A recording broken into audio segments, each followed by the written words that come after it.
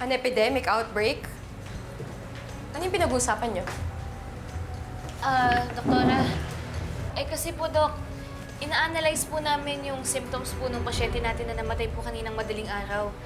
Nagsususpect po kami na meron po siyang TSV. TSV? Transsystemic virus? Sa pagkakaalam ko, wala pang ganyan dito.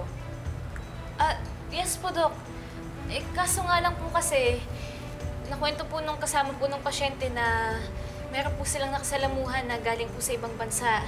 Naisip po namin na baka mamaya carrier po yun ng TSV, tapos nahawa po yung pasyente. Meron ba kayong proof na magpapatunay dyan sa mga statements nyo? Wala tayong lab result na magpapatunay niyan. Magkukos lang kayo ng takot at panik sa tao. Dapat puro katotohanan lang yung sinasabi natin dito. Pero Dok, malakas po kasi yung kutubo namin eh. Doktora Annalyn, alam kong genius ka. Pero hindi mo linya yung disease outbreak na yan. Hindi ka epidemiologist, doktora. But Doc, excuse me. We're doctors here. Hindi man namin specialization yung bacterial disease. Nandito kami para sa buhay ng mga tao. Nag-aalala lang po kami. Mukha ba kung hindi nag-aalala? Ang akin lang, gusto ko maging maingat tayo sa mga assumptions natin.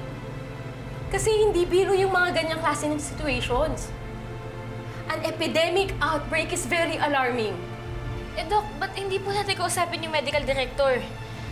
Kasi di ba, prevention is always better than cure. Paano po kung tama po pala kami, tapos wala po tayong ginawa?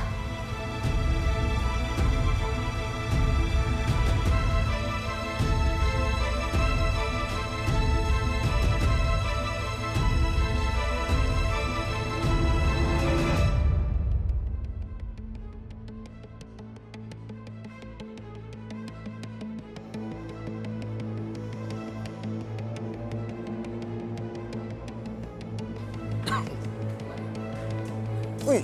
Kumusta? Si Idoy, sinugod eh. Kayo ba? Ito, sasamahan ko yung kaibigan ko. Magpapa-check up po. Ganun ba? Sige. Ingat.